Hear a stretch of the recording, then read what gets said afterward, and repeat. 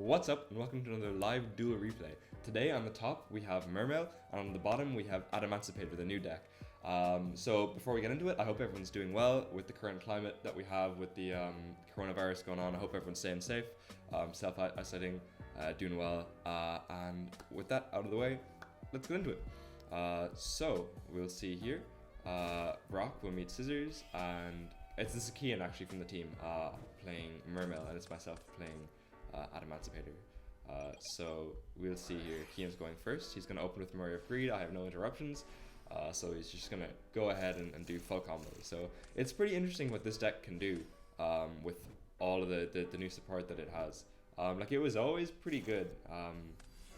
And I don't think it's that fragile. I think it kind of loses to Nibiru unless it has a really good hand. Like this one, where it goes Toad in its 5th summon, and you just can't do anything.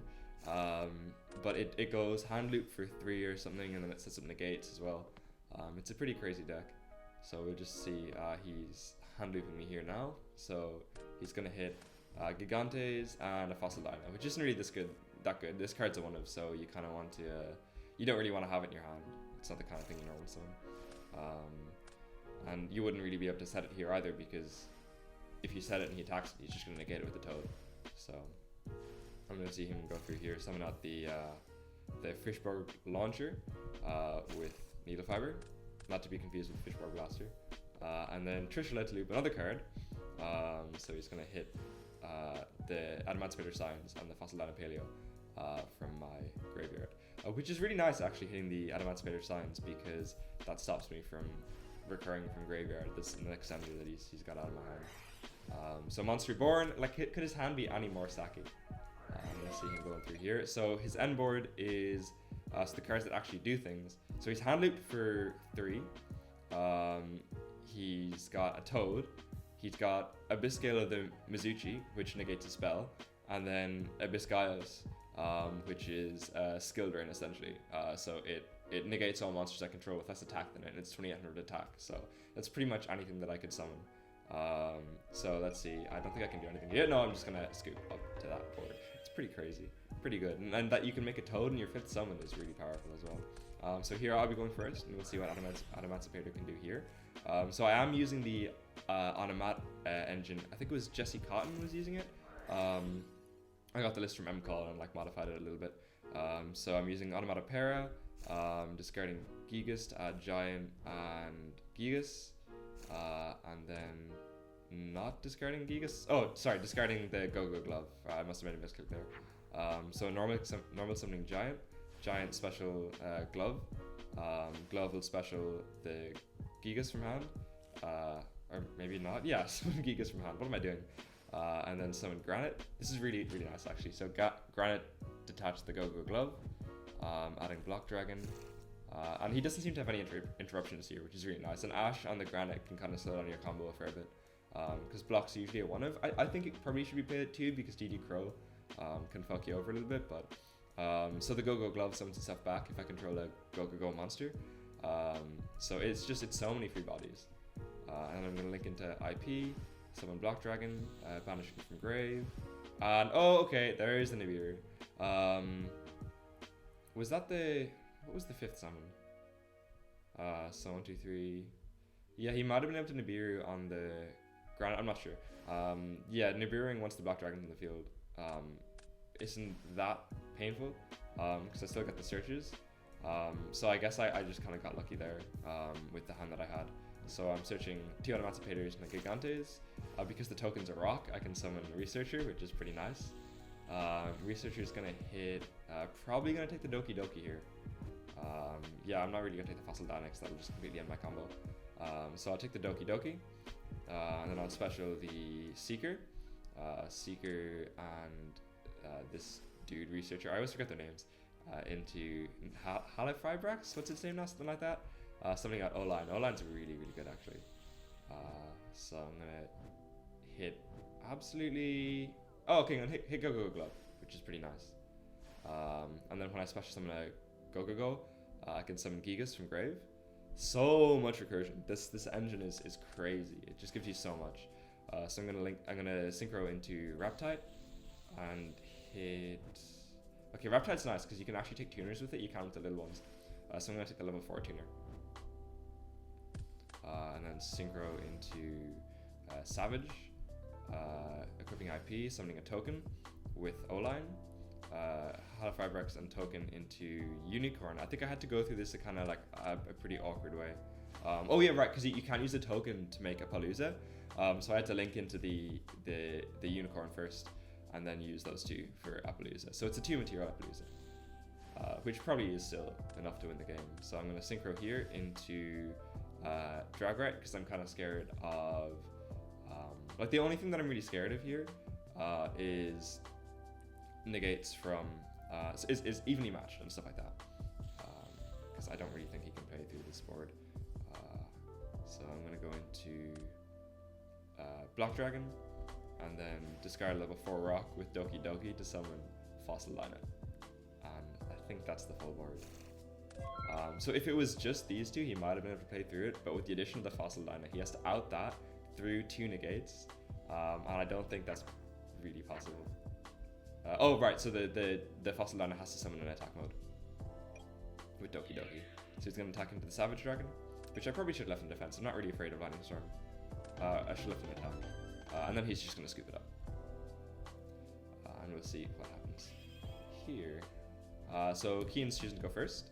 And I think this game is a bit more back and forth. There's a bit more grind going on. It's not just whoever kind of has the good hand wins.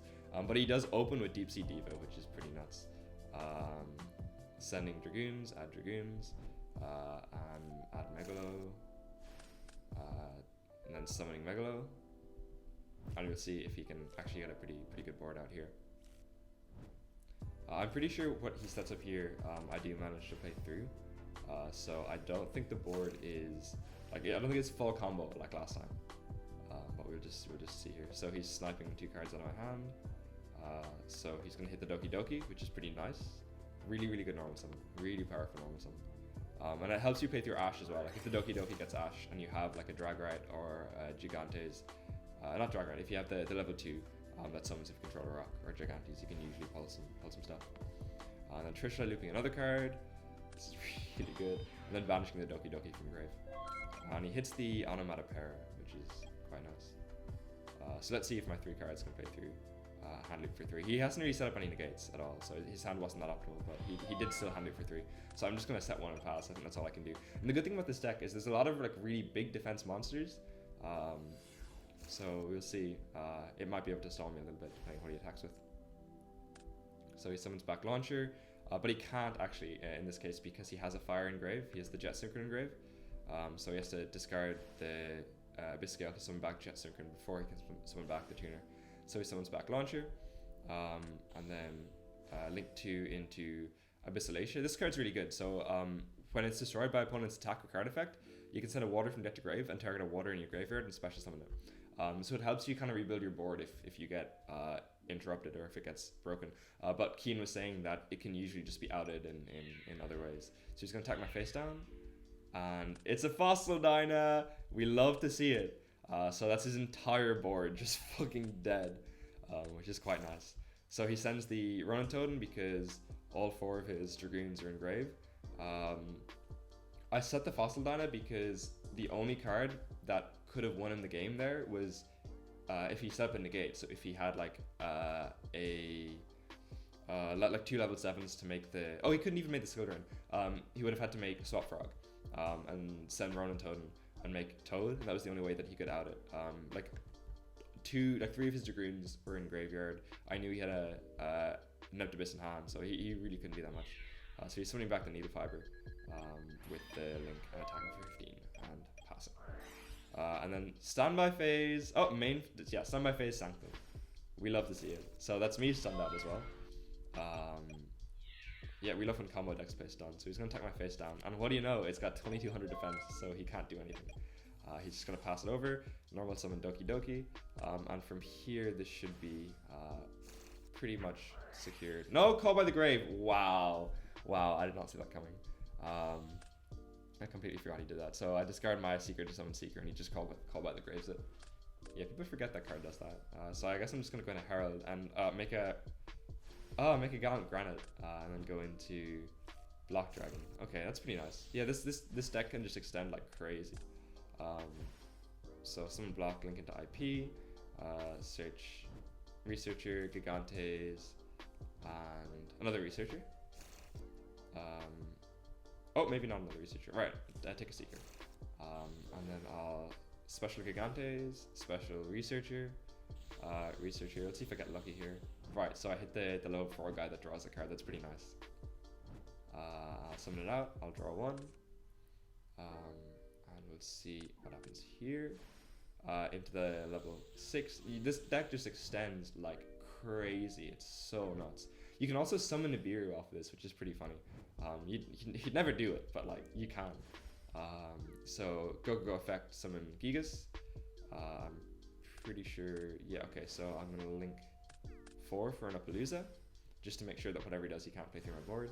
Summon back the Go Glove because I control Gigas, and then make Tornado Dragon. Go into Block Dragon and then attack him. I'm gonna see what he can do here. I think I took the Tornado because I'm just afraid of more back row.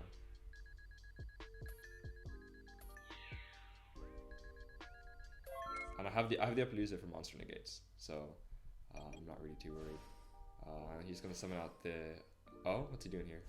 Oh, I think he's just scooping. Yeah, that's it. Yeah, he's just scooping. All right. Thanks for watching the replay, guys. If you have any commentary on the replay, I'll leave in the comments. If there's any decks that you want to see in future replays, let me know in the comments below as well. Thanks for watching, and I will see you guys next time.